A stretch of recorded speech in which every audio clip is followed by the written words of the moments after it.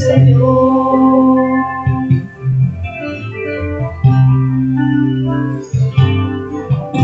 Pagising sa umaga, naaalala ka, nasasabi ang puso ko na makapiling ka. Umaaaring sumasamba, sumasayaw sa'yo, naghihintay na mag-usap mo.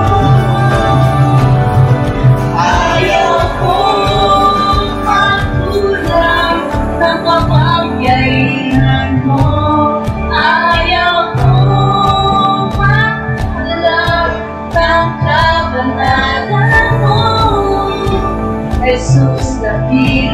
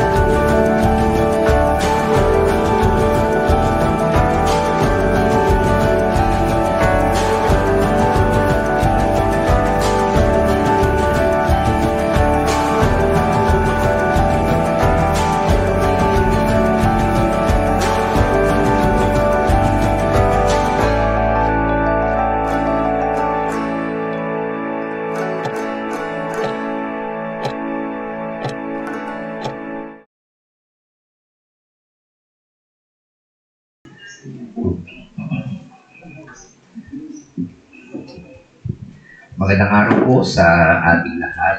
Thank you very much. At hindi na po nagloloko yung ating sound system. Okay. Alam niyo po ba dahilan kung bakit nagloloko yan? Yung connection po. Bago na po yung ating mixer, pero itong mga wiring na ito, mga local ay bumibigay, kaya po siya. Kaya ang inyong lingkod ay bumili na po ng mga high quality. At para sige na, masarap pakinggan. Okay? Nakaka-apekto po sa akin pagsasalita ang hindi maayos na sounds. Siguro kayo rin, di ba? Tama po ba ako? Ay, yung po magandang attitude natin dapat na makita sa ating buhay na pinagbubuti po natin ang ating ginagawa. Okay? So, purihin po natin ang Panginoon sa araw na ito sapagkat ipagpapatuloy po natin ang ating pag-aaral tungkol sa paksa na Submission in the Workplace Part 2. At tayo po ay muling tumayo at ating pumbasahin ito. Alam ko yung iba sa inyo ay nagtatrabaho pa ngayon. Ako ay retired na pero matatawagan magtrabaho. Hindi na ako as employee, kundi contractor na ako. Kaya maganda po ito. Kaya very exciting po ito. Kung kayo ay namamasukan, nagtatrabaho, may mga boss kayo, ay makakaganda po ito na maging attitude. Sabi po dito, mga alipin, magpasakot kayo sa mga not may-ari sa inyo at igalang niyo sila, hindi lamang ang mababait, kundi pati ang malulupit. Sapagkat kapuri-puri ang nagtitiis ng parusa kahit walang kasalanan bilang pag-ayon sa kalooban ng Diyos. Sabi niya, may pagmamalaki ba ang magtiis ng parusa kung ito ay dahil sa paggawa ng masama? Hindi. Ngunit kung magtiis kayo ang hirap sa kabila ng paggawa ninyo ng mabuti, magpapalay kayo ng Diyos. Ang pagtitiis ng hirap ay bahagi ng pagkatawag sa inyo ng Diyos. Sapagkat nang si Kristo ay magtiis para sa inyo, binigyan kayo ng isang halimbawa dapat tulad. Ito po ang salita ng Panginoon. Pwede na po tayong umupo. Gaya po ng ating paksa sa unang Pedro ay ating po tinalakay yung tatlo ng kategorya kung saan ay nakikilala ang mga Kristiyano ng mundo nito. Una, sa verse 11 and 12, tayo daw ay mga alien o the human land soldier. Kagaya din po ng ating Panginoong Jesus, iniwan niya yung langit na siya sa lupa. Ang samantala lang. Napakahalaga po kasi nito. Yung tamang kaisipan natin na ang buhay natin sa daigdig na ito, ang samantala, hindi pang habang kung mayroon kayong pagtitiis, may inaapi kayo, sandali lang yan. Okay?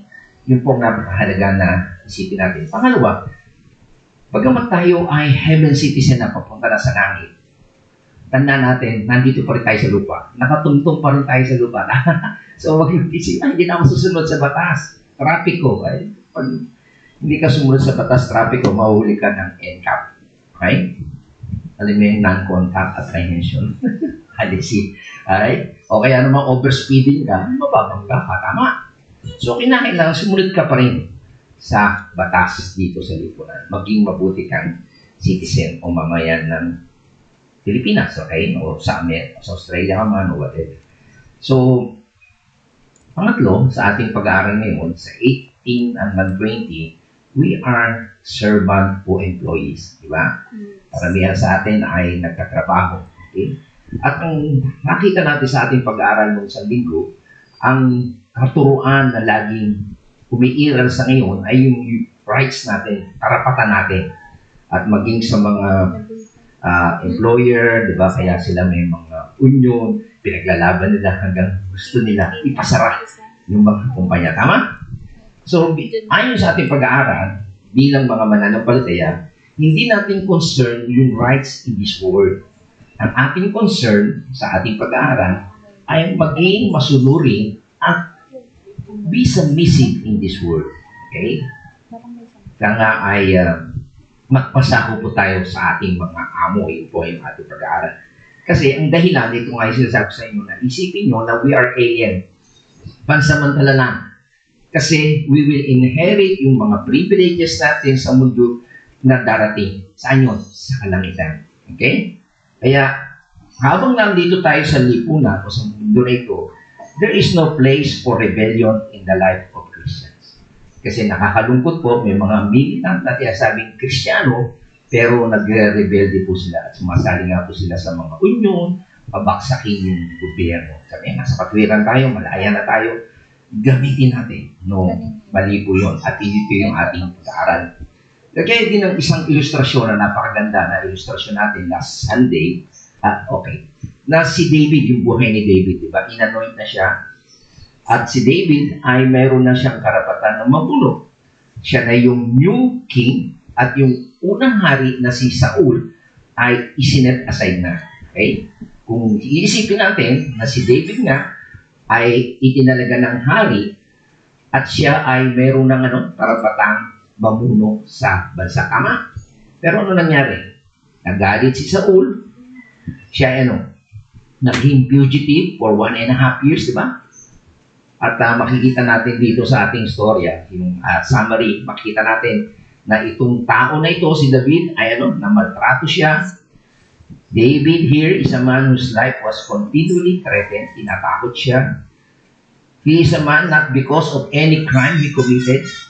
Wala siya nagawang crime na completely injustice, inequity, and unfairness, who is being pursued by a wicked man na who occupies a throne which he doesn't not deserve. Okay? Sino yung mahabol sa kanya? Si Saul, hindi. Umuupo pa siya sa throne niya, hindi na siya deserve. And the throne na dapat siya ang mag-deserve, si David. Pero makikita natin na itong tao ito, isang taon at kalahati na nagtago sa wilderness, na siya yung merong karapatang maging hari ng nation. Pero makikita natin dito, but he is a man who will not rebel. Okay? Hindi siya maging magsik. He will not take things into his own hands. Diba? Hindi siya nagganganti. Diba? 2 beses siya pwede patayin na si Saul. At sabi nga ng kanyang mga tawang, gigil na niya, pagkakato mo na ito. Ayaw niya. But who wait patiently for the Lord to work? Niyaan niya ang Diyos ang magiganti para sa kanya. Who says, the Lord will avenge me, the Lord will take care of Saul, and I will not take into my hands. I will respect his position. I will respect his authority. I will bow my knees to him, and I will not pray. So yan pong napakagandang modelo na itinuturo po sa New Testament, na tinuturo po dito sa 1 Peter, na kung tungkol sa karapatan, si David may malaking karapatan. Di ba? Maraming nag-aaway, nag-iibag, kakagulo sa ating lipunan dahil pinaglalaban natin tungkol sa ating karapatan. Tandaan natin si David ay merong higit na karapatan bilang hari siya. Pero tandaan po natin, dahil po sa ating fallenness, make us want to fight back. Lumalaban po tayo lagi. Wants to demand our rights. Mag-strike against the authority. Gusto ng ating fallenness o yung pagiging makasalanan natin, magprotesta, mag-complain, insubordinate, wala tayong paggalang, and to be unsubmissive, hindi tayo papasakot. Pero tandaan po natin ito, ang tawag ng Biblia dyan ay kasalanan. Okay? Maliwanag po yan. So, ngayon din, sabi nga ay sa New Testament, makita natin anong tayo ni Pablo, hanggat maaari, makisama kayo ng mapayapa sa lahat ng tao. At sabi niya, mga minamahal, huwag kayong magkiganti, ipaubayan ninyo sa Diyos, sapagkat nasusulat, akin ang paghiganti, ako ang gaganti, sabi ng Panginoon. Okay, so the moral lesson sa atin, never take your revenge. The Lord will do that. By the way, paano nga ba namatay si Saul? Alam niyo? Si Haring Saul, di ba sabi ni David, hindi niya papatayin yung kanyang kamay. Sabi, ang Diyos ang humatol sa atin. Sa Chronicles po, sabi po doon, siya po ay napana. Okay? At dahil sugatan siya, at ayaw niya na maabutan siya ng mga kaaway, paglalaruan kasi siya pagbuhay pa siya. So sabi niya sa kanyang assistant, patayin mo na ako. Ayaw ng kanyang assistant, patayin yung hari nila, di ba? So, ang ginawa niya, nagpakamatay siya. Okay? So, sabi nga ni David ay, mamamatay siya, it's either pagkakasakit o sa gera. At nangyari nga po niya. So, maliwanag po makita natin na talagang ang Diyos ang gaganti para sa atin. Hindi po tayo ang gaganti. Okay? So, maliwanag po yun. At ako, personally, ay naranasan ko yan. Maraming mga tao na hindi nga sa dati kong kumpanya sa Pierre, even sa church, nalulungkot ako. May mga tao na talagang gusto yung posisyon. 4 po kasi aking posisyon noon. Katulong ng pastor, predikador, school director, head ng co-op. Takot ako sa posisyon. Kaya ginawa ko, umalis ako. Patunayan nun, di ba? Na hindi ako after sa posisyon. Okay? Parang si David, kinuha niya na yung tela ng hari, kinuha niya yung siba at inumin. Patunayan, hindi ko. Gusto ko yung patayin, pero nasa isip niya, papatayin siya. Kita niyo? Ako ang patunay ko, aalis ako. Inyo ang posisyon. Diba? Pero mali po yun. Bilang mga mananampalataya, dapat mag-submit po tayo sa authority. Hindi yung gusto mo yung posisyon, sisiraan mo tao. At yan ang nangyayari. And sad to say, nandun pa sa loob ng church. Pero ang Diyos po ang maghihiganti. Nakita niyo yan? Kaya yung tao na yun, patay na po sila mag-asawa. Mali po yung prinsipyo kasi na makita niyo. Dapat marunong tayong mag-submit sa authorities. Okay? Huwag natin gamitin yung personal. And then, ngayon sa ating pag-aaral ngayon, okay, makita po natin na kapag tayo Kristyano, hindi po tayo binibigyan ng karapatan na magprotesta against anything in the social structure. At yan po yung base sa 1 Corinthians chapter 7 verse 20. At kasi nga po, kapag ikaw yung naging mananampalataya, kaisipan nila, uy, Kristiyano na ako, manaya na ako, pinalaya na ako ni Kristo. Pero itinuturo po ng Panginoon, kung ikaw'y tinawag, na ikaw'y alipin pa, you stay as servant. Okay? So, mamaya tatalakayin natin yung mga ganyang kaisipan, lalo na noong unang panahon. Okay? So, again, kapag ikaw Kristiyano, hindi ka binibigyan ng rights na magprotesta in social structure. Okay? So, ang unang-una na makikita natin sa ating pag-aaral ngayon, yung unang punto, yung mandate po sa atin bilang mga mananampalataya is ano? For submission. Okay? Tayo po ay magpasakop. Okay?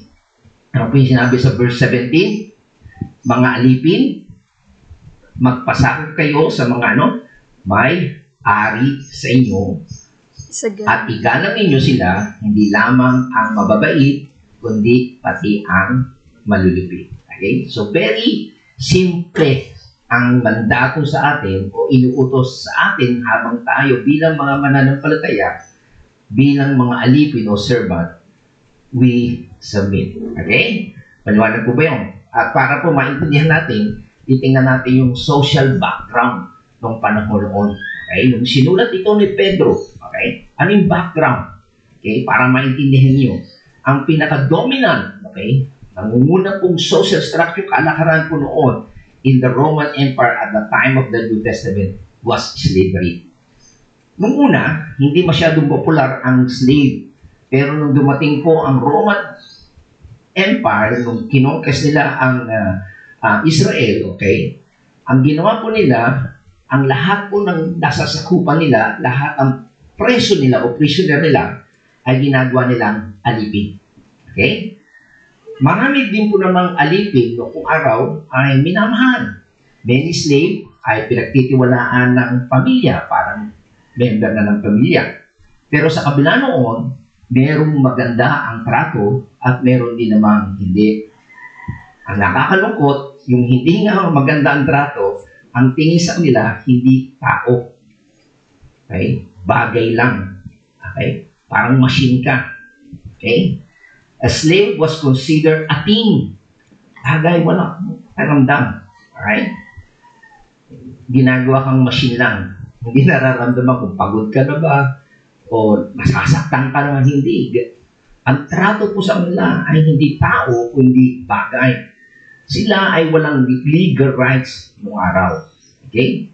At walang no recourse, o pwede natin balikan, o pwede ulitin, wala rin silang damit, suitable para sa kanila, walang appeal, civil appeal, and there was nothing a slave can do. Walang magagawa ang mga slave.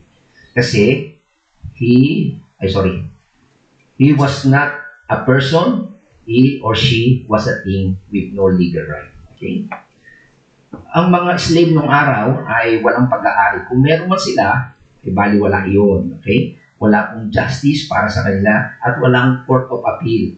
Ang sabi nga po ni Aristotle sa kanyang pagsulat, sabi niya, there can be no friendship nor justice towards the inanimate things. Okay? So, wala raw pong friendship. Okay? Ang taan mo sa kanila ay walang buhay, walang kaluluwa ang slave. Okay? Even daw sa mga kabayo o mga baka o sa slave. Sapagkat ang master at saka slave daw ay walang common. At sabi niya, a slave is a living tool. Kagamitan lang siya. Just a tool is an inanimate slave. So, makakalungkot po ang trato ng mga tao nung panahon ngayon during the Roman Empire. Ang sabi rin ni Bero, isa pong writer, meron daw pong 3 kagamitan sa agriculture, 3 klase. Yung una, the articulate, ito yung may isip, ito po yung slave. May isip naman sila. Okay? Nakakapag-isip o nakakapagsalta. Okay? Ang pangalawa, yung mga inarticulate, ito po yung mga baka. Mga kabayo, o di ba, yung ginagamit sa pag-aararo. At ang pangatlo daw po, yung mga walang, hindi nakakapagsalita, the mute. Ito po daw yung mga vehicles, mga traktora. Okay? So, makikita natin ang slave ay kasangkapan lang. Okay? So, ano man daw ang gawin ng kailang master? Okay? Deserve man nila in anger o nagalit yung kailang master, willingly and unwillingly. Nakalimutan man na meron sila naisip na masama, knowingly and unknowingly, ito ay judgment, justice, and law na gagawin ng master. Okay. So, nakakalungkot, di ba? Pangit po talaga. Pero yun po ang nangyayari o dominant factor of life, yun ang slavery noong panahon ngayon. Okay? Alam niyo ba na sa New Testament, most Christians are slaves? Tingnan niyo. Sabi po dyan sa 1 Corinthians chapter 1 verse 26, most Christians were slaves. Sabi niyo, bakit? Sapagkat musda ninyo ang sa inyo'y pagkatawad, mga kapatid. Hindi ang maraming marurunong ayon sa lanas. They're not wise. Hindi ang marami ay merong kapangyarihan. Okay? O meron kang influence sa mundo. Hindi ang marami ay mahalang tao, ang mga tinawag o mga popular ka. Okay? O noble. Okay? Sabi sa English, for ye, your calling, brethren, how that many wise men, not many wise men after the flesh, not many mighty, not many noble are good. Okay? So, makita po natin dito sa Bible, marami pong teaching, particularly sa New Testament, ina-address po sa slave because they were common dominant factor in the church. Kumbaga, marami talaga ang slave doon, nakapaloob doon sa church. At meron pong 2 issue sa church. Bakit? Kasi nga, kapag ikaw slave, naging kang Christian o na-convert kang Christian, ang unang kaisipan ng mga slave, ay, malaya na ako. Bring na ako sa aking master. Kaya natagurian po ng mga Kristiyano, rebelde yan. Kasi kapag Kristiyano na, umaalis na sa alang boss, sa kanilang master. Okay? Sabi niya, kakantado ko na to, hindi na ako susunod sa aking master. Aalis na ako. So, yun po ang assumption ng mga slave noong araw sa unang panahon. Okay? Kaya tinuro po sa 1 Corinthians chapter 7, ikay tinawag na slave, manatili ka slave. Hindi yung aalis ka kaagad, tatakbuhan mo yung amo mo. Okay? So, yun po yung unang potential na problem. Kaya ayaw ng iba, no, maging Kristiyano yung kalamang alipin eh. Aalisan sila eh. Diba? Pangalawang problema na nangyari doon sa church, okay, posible, sabihin natin ikaw ay Kristiyano at ang boss mo o master mo ay naging Kristiyano rin. At so happen na ikaw na alipin ay umattend sa church, nagtuturo ka ng Bible at yung master mo umattend. Sabi mo ngayon, leader ako eh. Boss ako dito sa church. Okay, oo, pastor o elder ako. Susunod ngayon yung boss ko sa akin. So, yun ang naging isang problema. Okay? So, makita po natin, sa social structure, he is the master. Yung boss mo. Ikaw is slave. Pero sa church, palibasa ikaw ay elder at binigyan ng spiritual gift, wala pong kaugnayan yun sa social structure. Kasi sa church, we're facing mga difficulties. And sabi po diyon, people were spiritually equal sa church, but not humanly equal. Okay? Maliwanag po yun? So, tandaan po natin sa human society, not everybody does have equal rights in the society. Hindi pare-pareho talaga. Okay? Not if that society is going to function. Kahit nasabihin natin yung society ay nagpa-function ng tama, hindi pa rin talaga pare-parehas. Okay? Kasi somebody has got to lead. Meron dapat manguna sa iyo. And somebody has got to follow. Okay? Meron talagang leader at merong follower. At somebody got to be in charge, and somebody has got to submit. Hindi kayo pare-parebos. Imagine niyo kung pare-pareho kayo, naku, gulo-gulo pa niyan. Tama no? And that's why, okay, sorry. And that's the way it goes. That's the way it has to be. Alam nyo? Kinakailangan merong masusunod, hindi yung kanya-kanya tayo. Okay? So, yan po ang makita natin, isa-summarize natin, yung dalawang issue na makita natin. Una, some people coming to Christ, lalapit sila kay Christ, in slavery would say, I have every right to be free and want to vote that institution, gusto mo ipasara yung institution sa mga or rebel against it. At yun po hindi maganda. Kaya nire-recommenda po talaga kapag tayo isang mananapa, hindi tayo sasali sa mga union o mga protesta. Minsan niya, protesta natin yan, ikaw pa nangunguna. Ipasara natin yung kumpanya na yan. Okay? Mag-organize tayo, mag-strike tayo. No, hindi dapat. Okay? Pangalawa, other would think, well, because I'm over him sa church na, yung kagaya sitwasyon, kay pastor o leader ng church, tapos it so happen yung boss mo na kasama doon sa church. Okay? Sabi mo ay, I ought to be over him in the estate or the home. Kaya sa bahay, ako na rin boss. Mali. So sabi niya, ay ang katwiran nila, since there is a spiritual equality, there must be equal right. Mali po yung mga kapatid. Kasi po si Jesus, si Peter, si Paul, hindi po ina-advocate, hindi po nila itinuturo yung equal rights. Never. And the early church wasn't concerned about that. At nakakalungkot po kasi sa ngayon ay prevailing yung tinuturong equal rights. Okay? So, if you are a slave, nung ikaw ay naligtas, sabi ni Pablo, stay a slave. Master and slave in the church, get along. Kung may master ka, umaatid sa church, at ikaw ay slave, pwede kang magsama. Ang maliwanag po yung tinuturo ni Pablo sa Galatia. Ano sabi po diyan? Walang magiging.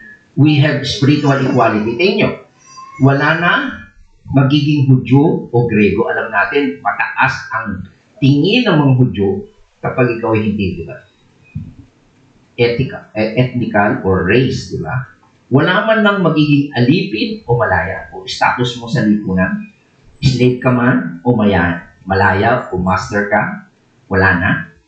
Maging babae ka, yung sexual, sex mo, lalaki ka o babae. Kasi nga, ang trato ng mga Hudyo, mataas yung lalaki kaysa sa babae. Sapagkat kayong lahat ay iisa kay Kristo.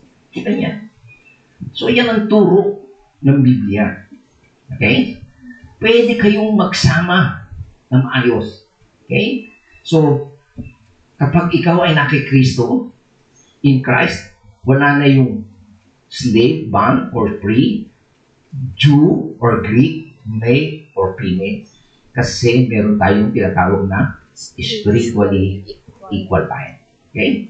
Pero, mga kapatid, pagbalik mo sa social structure, sa kumpanya, sa bahay na pinapasukan mo, you must submit. Maliwanag po ba yan? So, I hope na maintindihan po natin na hindi tayo pwede aham. Kaya yun ang tagurian noon sa mga mananampalataya. Ayaw ng mga boss na pumunta kayo sa church kasi nagre-rebelde yung mga Kristiyano. Mali po yun. We need to submit. Okay? So, ito po ay makikita natin na strong conviction ng mga early church that though their fellowship in Christ had brought them into relationship of equality on the spiritual level, it doesn't matter to them what the ordinary social distinction were. Okay? Tandaan natin, it was immaterial. Okay? So, maliwanag po na ang New Testament writer at saka mga early church ay kontento po sa kanilang mga natural at ethical and social structure as long as the spiritual dimension was right. So, tandaan po natin si Peter ay hindi po siya social philosopher. Si Peter po ay hindi social reformer, kundi sinasabi niya, alright, you are a slave, stay as free in Christ. Okay? Hindi ka dapat magrebelde, mag-sit-in, mag-protest, mag-strike. No, hindi niya itinuturo yun. Ano itinuturo ni Pablo? You submit to your master. Okay. Ano ibig po sabihin ng servant? The word servant here ay sa Greek po ay oiketeia. Okay? Basically, it is the word for household slave sa bahay. Okay? Mga alipin sa tahanan. Mostly, slave po noon ay nagsiserve sa homeowner sa mga lupain nila. At of course, may mga lupa sila, nag-aararo, o kaya naman ay medicine ka man na veterinaryo, di ba? Gagamot sa mga kabayo, whatever. So, ibig nang sabihin to, yung mga servant na ito ay mga naglilingkod sa house owner o landowner o merong lupain. Kaya po ang tawag sa kanila, oiketeia. Okay? Ang ibig sabihin niya, oikios means house, bahay. Pero ang tawag po naman sa master, sa Greek word ay despots. Okay? Ano ibig sabihin niyo? Very strong word po yan. Ito po ay mga sa Webster Dictionary, sabi, a ruler with absolute power and authority. Tyrannically despot. Okay? Manlulupit po yan. Okay? Kaya po, it means, sabi niya, absolute ownership. Sila ang may-ari sa inyo at hindi matatawaran ang kailang kapangyarihan sa inyo. Okay?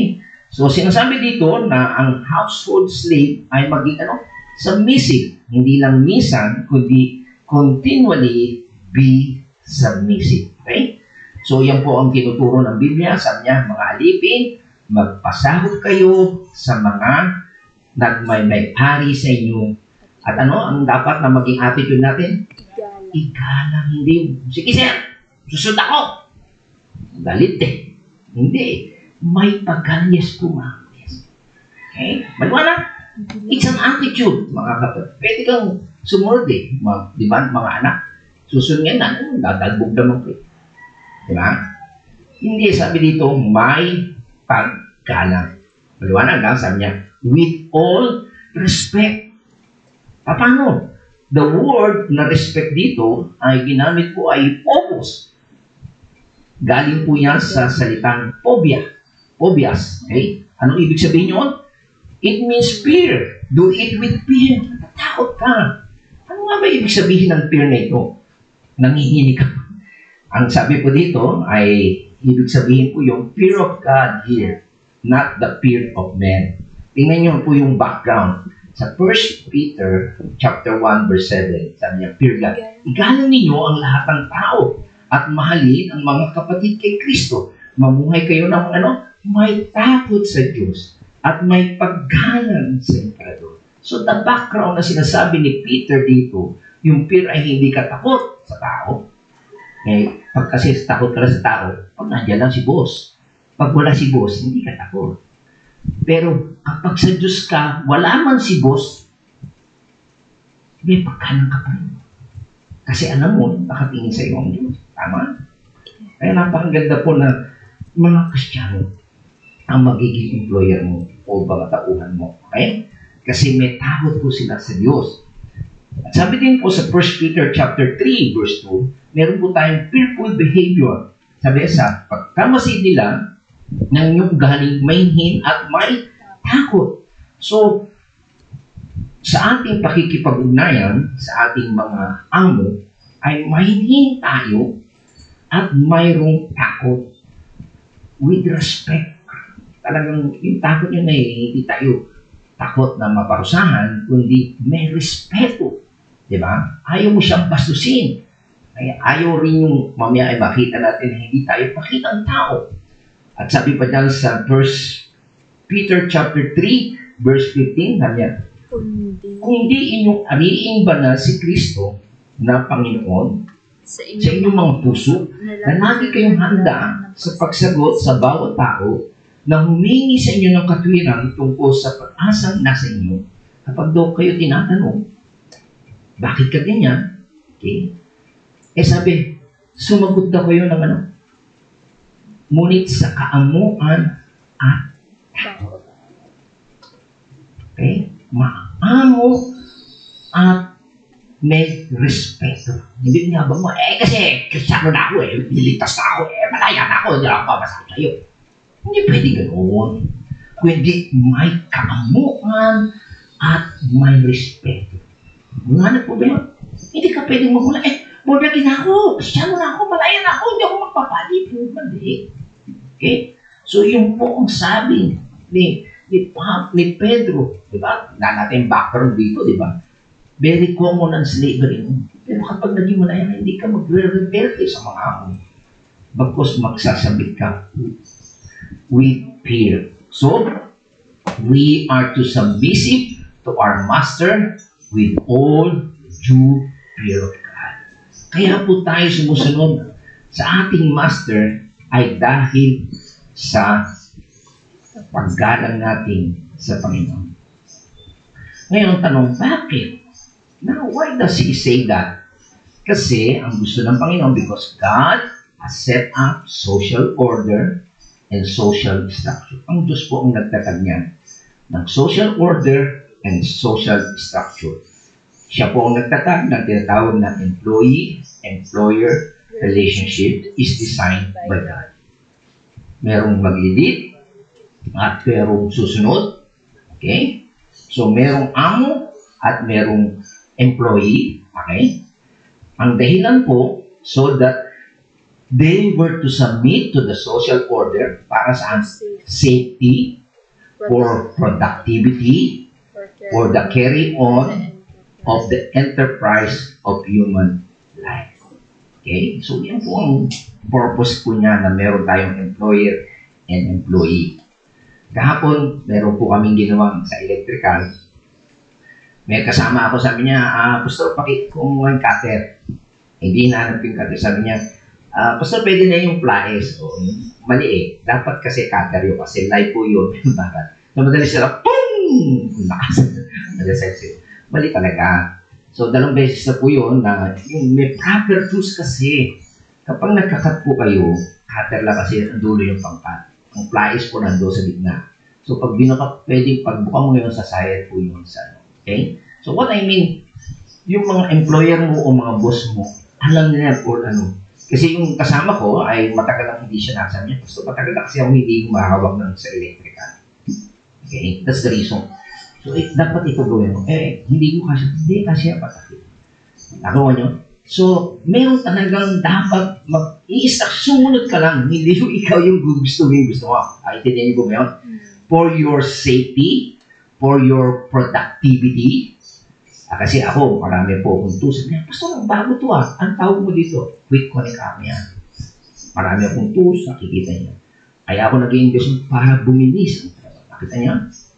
So, yung pong trabaho ng mga employer, nag-i-invest ko siya. Okay? So, para sa ganoon, ay lumago ang kalakalan sa buhay po natin. Okay? Pastor, paano naman po kung meron namang mga tao na mga master na very brutal, malulupit, di ba? Ay, ano sabi ng Biblia? Sabi dito, sabi niya, mga alipin, pasakot kayo sa mga nagmamay-ari sa inyo at igalang niyo sila, hindi lamang ang mababait, kundi ang ano? Malulupit. Nakaw, yun ang ayaw natin, di ba? Malulupit. Unahin muna natin yung mababait bago na yung malulupit. Sabi dito, good and gentle. Ibig sabihin yan, virtuous and maamo at saka mabisa talaga ang kailang pangangatwiran. At saka hindi siya naninigaw, hindi siya nananakaw. So, sa Greek word, ang gentle po means reasonable. Makatwiran siya. Okay? Maayos ang kanyang kaisipan. Fair siya. Mapagbigay siya. Ready to forgo rights. Okay. Ano yung karapatan mo? Okay. Ako yung kasama ko, alas 2 na iniwan ako kasi may pupuntahan daw siya. Okay. Hindi ko pipigilin. Okay. Nakiusap na ako. But I appreciate na kasama mo. Okay. So, yan dapat na maging amo. Alright? So, dito makita natin, this is magnanimous, okay? Ibig sabihin nito ay talagang maganda ang kalooban, maawain, mahabagin siya. Okay? But also, It's a gracious person, okay? So, madali pong sumunod sa mga taong katulad noon. Pero, sinasabi din po sa verse 8, hindi lang po daw yung mababait kundi hindi naman natin pwedeng burahin yun. Kundi sabi ng Biblia, to those who are unreasonable, hindi makatwiran. Sa Greek word po, ang tawag doon ay skolios. Dito po nanggaling yung scoliosis. Ano yung scoliosis? Baluktot ang katawan o bingi, spine curvature. Okay? It means bend, hook, curve, metaphorically ay perverse, unfair, unreasonable. Sa good translation po nito, hindi makatwiran, malupit, harsh to deal with, mahirap kausap, unbending, hindi niya gagawin yung niya, itutuwid niya yung kanyang mali, unkind, ungracious.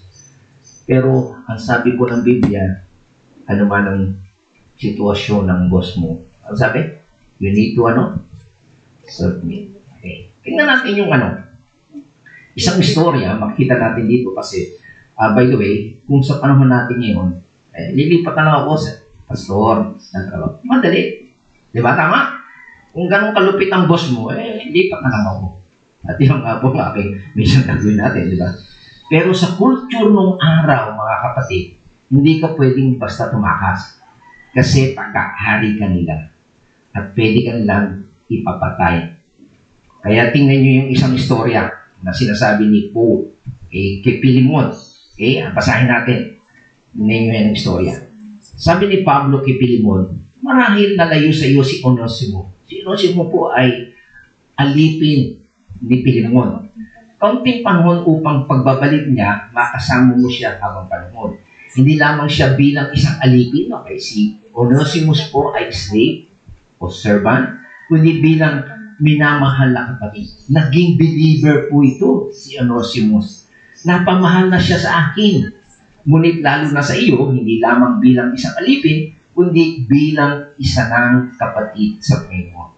So, ang istorya, si Onesimus ay slave, tumakas kay Pilimon, hindi pa siya mananampalataya. Nakarating siya sa Rome, na-meet niya doon si Paul, naging believer siya, at tumulong si Onesimus, masipag siya. And then, pinababalik ni Paul, si Onesimus, sa kanyang master. Okay? Kaya sabi niya, kung kinikilala mo kung tunay na kasama, tanggapin mo siya tulad ng pagtanggap mo sa akin. Okay? Sabi niya, kung meron naman siya nagkasala o nagkakutang sa iyo sa akin mo na lang siniling. Siyempre, siguro baka may tinakas si Onesimus na pera, di ba? O may utang siya, hindi na bayaran, takbo siya. Ang sabi ni Pablo, take charge. Take it to my account. Tingnan, laki pa ng sulat ito. Ako si Pablo ang siyang sumulat ito. Capital letter. Ako ang magbabayad sa iyo.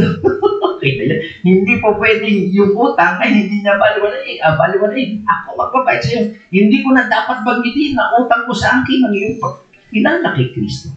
Okay? So, pinakikiusap ko lang sa iyo, alang-alang sa Panginoon, kaya mo namang maranasan ko ang pakinabang na ito. Pasayahin mo naman ako bilang kapatid kay Kristo. Okay? So, makikita natin dito na si Pilimon, meron siyang slave, umalis, hindi pa mananampalataya, hindi natin alam kung ano yung ginawa niya, kung may utang man, sabi na, kasi babayaran naman ni Paul, di ba? Pero dito makikita natin na sinasabi ni Pablo, okay, dinadagdagan niya yung turo ni Peter, na Paul upheld that the slave was to submit to his owner. Hindi, pag Kristiyano ka na, ay, manaya ka na. Huwag ka na sumunod sa amo mo. Hindi. Pinababalik niya. Mag-submit ka sa owner mo, even though the owner and the slave were both brothers in Christ. Ano yun? Hindi ka po pwedeng magmayabang na kasi naging Christian ka na. No. Mag-submit ka sa iyong owner or master. So, yan po makita nating sistema. Maliwanag po ba? So, mali-mali po yung tinuturo kasi ng mga Christian na mga rebelde, nalimutan ko yung term, na mga papaghimagsik po sila. Okay? Masyado silang kinasabi yung rights nila. So anyway, maliwanag po sa Biblia na kinokondem po ng Scripture yung oppression sa slave. At makikita natin yung mga provision ng Biblia. Okay? Kung sa Constitution ay mayroong mga provision, eh ang Panginoon lalo na. Tingnan natin sa Exodus chapter 21, verse 26 to 7. Eh sabi niya, kapag pinalo ng amo ang kanyang alipin, talagang maloko ang mga amo, di ba? Lalaki man o babae, at ito'y nabulang.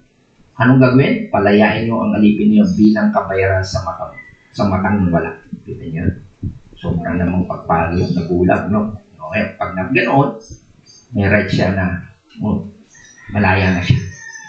Ngayon, ganyan din naman ang gagawin kung mabungi ng amo ang ngipin ng kanyang alipin bilang kabayaran naman sa ngipin nito. So, wala. Sinuntok siguro.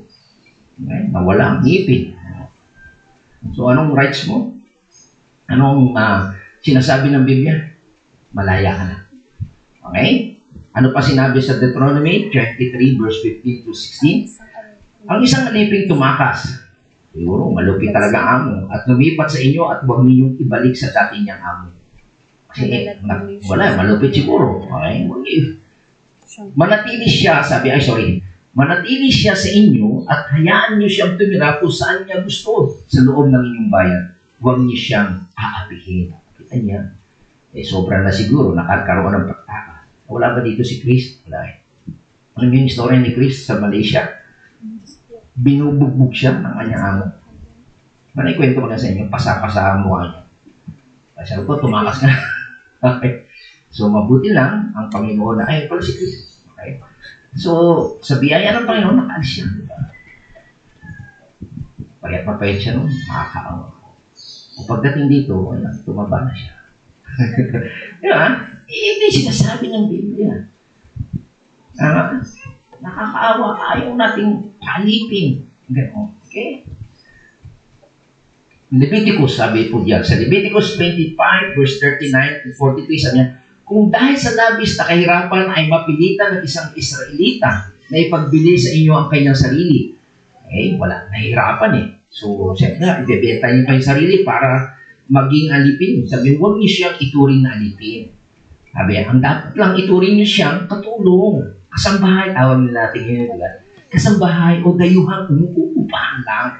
At maglingkod siya sa inyo hanggang sumapit ang taon ng paglaya.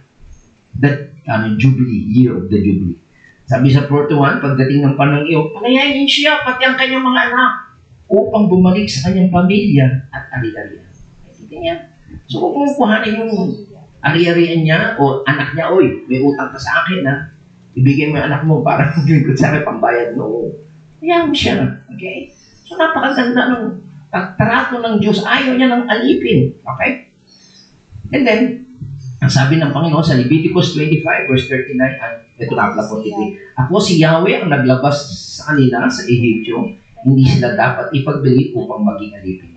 Huwag niyo silang tagmamalupitan. Matakot kayo sa Diyos. So, maliwanag po yan. And then sa Deuteronomy, chapter 15, verse 12, meron tinatawag na 7 years release of the slave. So, 6 na taon lang na pwede mag-record yan. Pagdating na 7, palayain nyo sila. Okay? Kapag nakabili na kayo ng kapwa ninyo Israelita bilang alipin, babae man o lalaki man, 6 na taon siya maglilingkod sa inyo. Pagdating na ika-7 taon, palayain nyo sila. Okay? And then meron pang tinatawag na year of jubilee. Okay? 50 years jubilee release of the slave. Ayan po yung makikita natin sa Ezekiel chapter 46 verse 17. Ngunit kung ibigay niya ang kanyang mana na ipinagkaloob sa isa sa kanyang mga alipin, maging sa kanya sa taon ng kalayaan. So may minana yung alipin, pagdating ng 50 years, kanya na yun. Kung magkagayon, magbabalik sa prinsipe, ngunit tungkol sa kanyang mana, magiging sa kanyang mga anak. Okay? So, dito po makita natin, the system stands, mananatili yung sistema na merong employee, employer. So, in that case, whatever kind of boss you have, mabait man, o malupit, unreasonable, or unreasonable, anong sabi ng Biblia? You are to submit. Maliwanag? Pero tandaan po natin, God did not condemn people working for other people. Hindi po niya inahatulan, hindi niya pinagbabawal, bawal ang trabaho o sumunod sa ibang mga tao. Ang itinuturo niya sa atin ay dapat tayo magpasa. Maliwanag po ba? So, I hope na ganahan po tayo sa ating pagtatrabaho. Okay? Ano po yung sinasabi ng Biblia sa New Testament? Tingnan po natin. Sabi niya, Ephesians chapter 6 verse 5, sabi niya, mga alipin, sundin ninyo ang inyong mga amo dito sa lupa ng buong paggalang, takot at katapatan. Sa ibang translation ay with fear and trembling na nanginginig. Na parang si Kristo ang inyong pinaglilingkuran. Diba? Sabi nga sa inyo, kahit malupit yung amo nyo, ginagawa niyo para sa Panginoon. Okay? Masakit man sa kalooban ninyo, pero you need to submit. Ang sinusunod nyo ang Panginoon. At ang sabi diyan, sa verse 6, gawin ninyo iyan, may nakikita man o wala. Okay? Hindi upang mapurihan ng mga tao. Sabihin gagawa ka, Diyos si boss. Inis, wala na. Cellphone na, cellphone. Kapag ganyan ay hindi tayo asenso. Sabi niya, hindi upang mapurihan ng tao, kundi dahil kayo yung mga lingkod ni Kristo. At buong pusong sumusunod saan? Sa kalooban ng Diyos. That is the will of God. Okay? Naintindihan niyo po ba? So, ang tinuturo sa atin dito yung the right attitude. Okay? Sabi niya sa verse 7 to 8, maglingkod kayo ng masaya ang kalooban. Masaya kayo, hindi napipilitan, nagtatabo. Parang sa Panginoon kayo naglilingkod at hindi sa tao. Ano sabi ng Panginoon? Gagantimpalaan ng Panginoon ang bawat mabubuting gawa ni naman. Maging siya man ay alipin o malaya. Yan ang napakaganda ng prinsipyo ng Panginoon. Sabi nga sa inyo, ako retired na. Ay, nung ako'y nagtatrabaho, sinunod po itong prinsipyo na ito. Kahapon, Friday, nasa tennis court po ako, may gagawin po akong dalawang kalaro kong sa isang attorney, sa isang professor ng mechanical professor po siya sa Mapua. Ang nakakatuwa, may trabaho akong araw na yun, may tumatawag pa sa akin, kinabukasan ako. Problema ko, wala akong kasamahan. Okay. Mga busy. Okay. Kinukwento ko sa nana ko, sabihin yung aking attitude nung ako kahit sa Australia ako. Ay sabi niya, mapalad ka. Yung iba walang trabaho. Ikaw, retired namin. Nakakatawa niya. Ano pa yung punto ko? Yung right attitude, kapag maganda ang attitude mo, yung prinsipyo mo, nagugustuhan ka. Yung professor po ng Mapua, mechanical po professor siya. Nakita niya po yung aking mga tools, may mga kasama ko yun. Sabi niya, gusto, kuhanin mo yun dito sa buong medusa ko niya. Tapos may nagtanong sa akin, meron pa kayong pwesto mo na. Mga kakilala ko lang, gusto ko lang tumulong sa mga kakilala ko, hindi naman ako author. Kasi retired na ako eh. Hirapan na nga ako makyat na. Na-injured pa nga po ako nung Friday. Eh, baldado na po. Hindi ako makaakyat pa na ako. Kaya kailangan ko ng assistant. Pero makita nyo yung hindi ka naging malupit. Sa pagpapasweldo, malaki ako magpapasweldo. Hindi naman ako gusto magpakayaman. Hindi gusto mong tumulong. Okay. So, ang punto po dito, makita natin na lalo kong pagpapalain ng Panginoon. Okay. Dahil nakikita niya yung right attitude niya. Kaya ito naman, kung ikaw ay master, ikaw na yung boss na ngayon, ano sabi ng Panginoon? Mga amo, maging mabait kayo sa inyong mga alipin, ha? Wag silang pagbabantaan. Yung iba kasi, sisisasatiin kita. Di ba? Natakot ka. Ganyan yung naging amo ko sa pier. Tinakot ako. Kailangan mag-resign ka. Kung hindi, kakasuha ka namin. Tatakutin ka. Di ba? Huwag ganoon. Huwag ninyong kalimutan, sabi ng Biblia, na kayo'y parehong alipin ng iisang Panginoon nasa langit. At siya'y walang itinatanggi. Walang palakasan dito. Okay? So, ang ibig sabihin ito, binibigyan babala ng Panginoon ang mga master that God is going to deal with them if they're unfair. Kung di ka makatarungan, ang Diyos ang sisingil sa iyo. Maliwanag po ba? Kaya ito yung tinuturo sa atin mga kapatid, yung the right attitude. So ano pong makikita po natin dito? Pinalalakas po ni Pablo o ano ang sinasabi ni Pedro. So, we're to do it in the right attitude.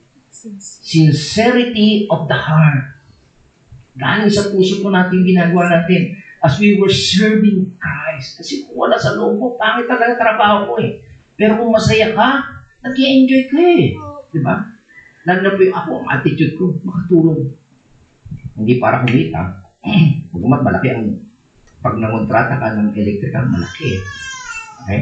Pero ang aking sinishare, kung kami tatlo, isang dinidivide ko by 3. Lahat po manggamit akin. Sila lang, sipag lang sila. Ganun po.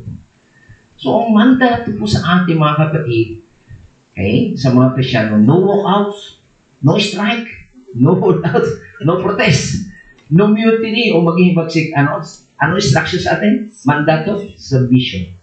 Why? Bakit? Sabi po kasi sa verse 15, in order that kasi itong nais nito, this is the will of God, nasa magitan ng inyong wastong pamumuhay ay mapatigil ninyo ang mga hangal sa kanilang kamangmangan. Okay? So yan po ang makikita natin. Makapagpakita tayo ng magandang testimonya at yung mga umuusik sa atin, mga master na malulupit, ay mapatigil natin at maaari na wawin pa natin sila sa Panginoon. Pangalawang punto natin, the motivations for submission. Dapat mag-submit o magpailalim sa mga amo. Anong dahilan? For this fine favor. Okay? Sa wikang Tagalog, sapagkat kapuri-puri, sa harapan ng Diyos ito ang magbibigay ng pabor sa iyo. Kasi kapag wala ang pabor ng Diyos, kahit na anong pagsisikap mo, pagdaraya mo, wala. Okay?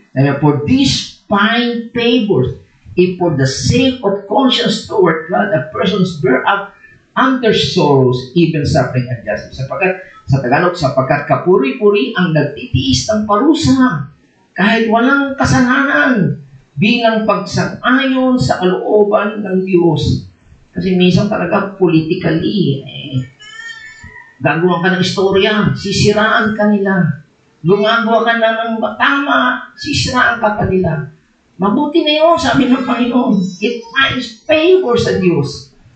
Diba? Kasi ang Diyos ang nakakakita sa iyo. Okay? So, yan po ang makikita natin na tinuturo ng Biblia. Kaya, magpatuloy tayo. Sa kabila ng merong umuusik sa atin, politically motivated, sisiraan tayo. Even sa church, sa trabaho, di ba? Tama, daming ganyan. Sisiraan ka nila.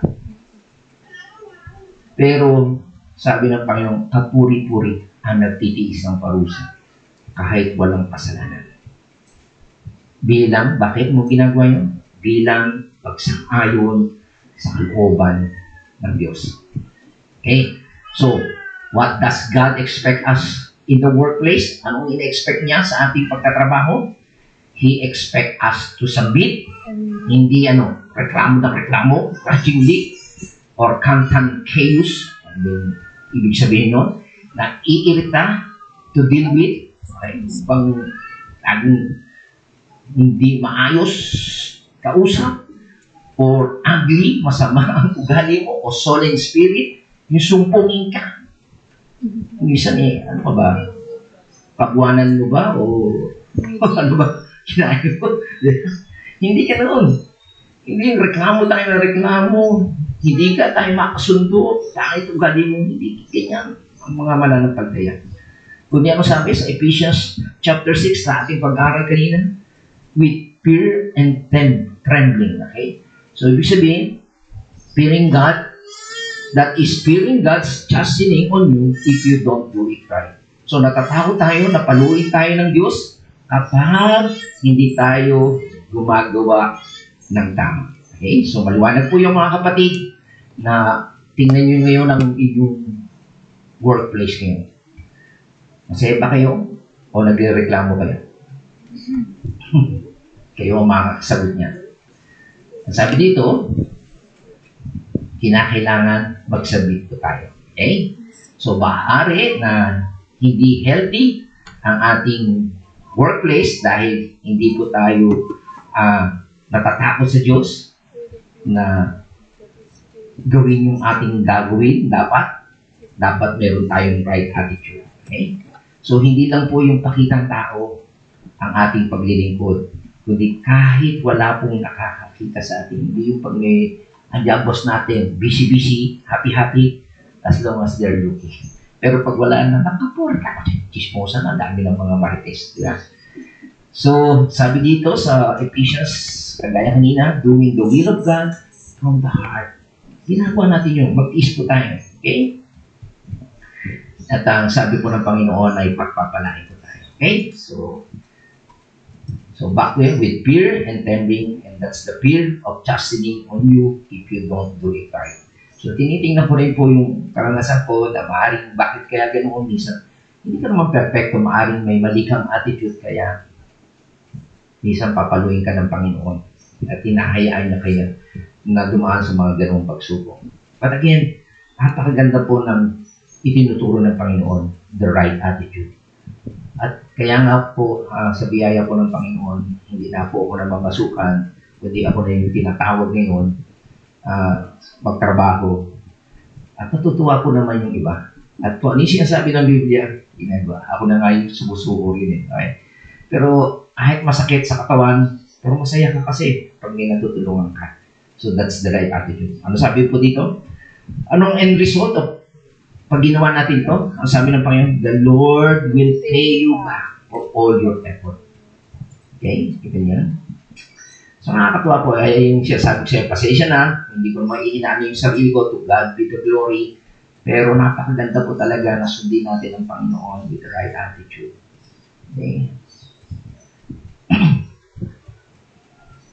And then, sabi niya, yung ating klase ng pamumuhay, that kind of life, particularly under the unreasonable, kung dati ay meron tayong amo na hindi makatwiran, unfair na boss, will act as a constant review. Marireview natin sila sa kailang kasamaan and a constant testimony to the grace of Christ in your life. So, ito yung pagkakataon pa na sa kabila ng paggawa natin ng kabutihan, ay meron tayong amo na masama, pero maganda yung ating testimony ay nabibigyan tayo ng Panginoon na yung biyaya ng Panginoon ay mapaksan. Okay? And also, it will silence the critic.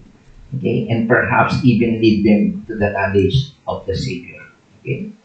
So, kagaya kinukwento ko sa inyo sa tennis court, nung una talaga, i-test niya kayo eh. Magtatanong, pero mga asar. So, meron nga akong kasama doon na pastor siya, pero nung inasar siya, hindi na bumalik. Kasi mga asar lang sila eh. Di ba? Mga kritiko yun eh. I-test kanila. Pero ang inyong lingkod, pag tinanong ako, graciously, sinasagot ko sila. Okay? At may pagkakataon na mabigyan mo sila ng line, mga sinisimot para bangkok, ganyan, bibigyan sila, mapamahit, kung ano. Mabait na ngayon sila sa akin. At yung nga, nagpapatrabaho pa sa akin, di ba? Minsan nga, binibiro ka pa, aalis ka, pastor, papatingin niya. Pukusot, aalis ka na, pastor, may ako mo. Gusto ko ngayon kausap. Tapos yun nga, yung bibili sila ng mga appliances. Sabi ko doon, meron akong discount. Okay? Only discount. Kasi meron nung kakilala, na bumili sila, may kakilala sila sa Abenson, pero merong limit ang kanyang discount. So sabi niya, nung sa akin, ako bumili, wala ng discount. Sa akin ako, only discount. Kaya tuntua sila na basta sabihin mo lang pangalan ni Pastor. Tapos sabi ng isa, Pastor, bakit malakas ang pangalan mo doon? Kasi nga, maganda yung attitude mo sa kanila. Okay? At meron pang pumunta doon na sinabi, wala na yan si Pastor sa Delpa. Sinabi pa. Sabi mismo ng boss, Sir, wala ka na pala sa Delpa. Kung sino yung sabi? Kaya bumalik sa iyo. Yung motibo nila. No? Para tanggalan ako ng discount. Hindi po tinanggalan ng aking discount. Tinanong ko sila, bumibili ba? Hindi bumibili. Mabuti pa ako, bumibili at maraming pinabibili. Kanya yun. That's the right attitude. That's the favor of God.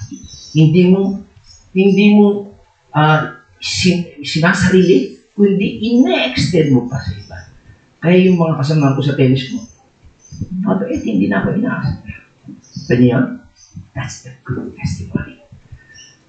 So I hope na nakakatuwa po. Sana'y ito yung bahagi na dapat na maging attitude natin sa buhay. Okay? At yung mga kritiko ay gamitin ng maaaring sa ating testimony ay gamitin para sila ay mawin natin sa Panginoon. Okay? So ito po ang gusto ng Panginoon, that God requires that our attitude to be right and that we simply committed it to God and don't take revenge. Okay? Huwag kayong maghihiganti sa inyong sarili and don't demand our right, and God will take care of it. Dami rin kung sa akin, sinabi ko sa inyo, nakakalungkot na huwag kayong politically, gusto mo lang posisyon, sisiraan mo yung tao, huwag na huwag yung gawin. Ako sabi ko, iniiwan ko yung 3-4 na posisyon. Doon pumunta ako sa lugar ng Dasmariñas, kung saan mahirap ang inalugar. Sabi ko sa asawa ko, simple, maglilingkod lang tayo sa Panginoon. Ayoko yung posisyon. Ayoko niyang ganyan. Pero, ang Diyos ang magtatasay. Hindi ko man gusto, doon po ako na-ordain as a pastor. Hindi ko inabol ang posisyon. Inaayaw ko ang posisyon. Pero yung alam ng Diyos, yung attitude mo, siya ang magtatasay. Huwag mong itaas ang sarili mo at sisiraan mo yung kapwa mo. You need to submit sa mga may authorities. Okay? And lastly, bago tayo matapos, may mga isang bagay din na dapat natin isipin. Bisan ang nasa isip ng maraming tao sa ngayon ay ang mga Kristyano very demanding sa life na ito. Tandaan po natin, we live at the level which communicate that we will endure anything in this life for the joy of life to come. So maliwanag po na tayo mga kapatid, habang tayo nabubuhay bilang mga mananampalataya, magtitiis po tayo. Kahit nade-deprive po tayo, meron ganyang gumagawa sa atin. Kasi ang iniisip po natin, yung life to come. Hindi po tayo magbibigay ng mensahe sa daigdig na ito, i-exercise natin yung ating rights at sirain yung sistema na ito at masira yung ating testimony sa dahilan na gusto lang nating makiamit yung ating mga karapatan. Pero tandaan po natin, makamit mo may bonus mo, whatever yung meron ka, okay? Tandaan mo natin, pagdating natin sa langit, okay? Hindi mo natin madadali. So, dapat mayroon tayong tamang perspective na tayo ay may buhay na kakantong sa langit. We are alien, we are citizen, and we are servant of the Lord. Okay, sa biyaya po ng Panginoon, sa susunod na linggo ay meron pa pong part 3 and part 4 yung ating submission in the workplace. Tayo po ay manalangin. Salamat po, Panginoon, sa mabiyayang salita mo na ito na aming magagamit sa pang-araw-araw na pamumuhay namin, lalo na sa mga ama ng tahanan, sa mga babae na nagtatrabaho at namamasukan din at sila rin naman ay mayroong employee. Panginoon, sundin po namin ang prinsipyo na ito sapagkat ito yung kapuri-puri at kagalakan at merong pabor mula sa iyo, Panginoon. At ang pangako mo ay pagpapalain mo po kami.